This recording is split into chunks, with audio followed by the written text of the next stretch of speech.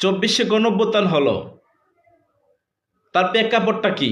চব্বিশে গণঅভ্যুত্থানের পিছনের উদ্দেশ্যটা কি? উদ্দেশ্যটাই ছিল মূলত কুঠা।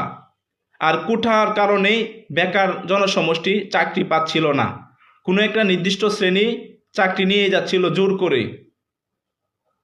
তারা যাতে চাকরি পায়, মেধার মূল্যায়ন হয়, পরিশ্রমীদের মূল্যায়ন হয়, নিয়োগের ক্ষেত্রে সুষ্ঠুভাবে নিয়োগ সম্পন্ন হয়।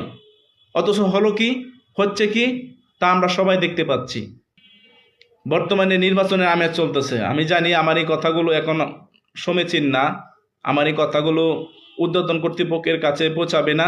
কেননা বর্তমানে নির্বাচনের মৌসুম চলছে। নির্বাচন সংশ্লিষ্ট কথা ছাড়া ভালো কোনো কথা এই মুহূর্তে কারো কানে পৌঁছাবে না। সবাই আছে ক্ষমতা নিয়ে, কে কার আগে নেতা হতে পারে, কে কোন আসনে নেতা হতে পারে, এমপি হতে পারে, মন্ত্রী হতে পারে, মিনিস্টার হতে পারে, সেই চিন্তা নিয়ে সবাই ব্যস্ত।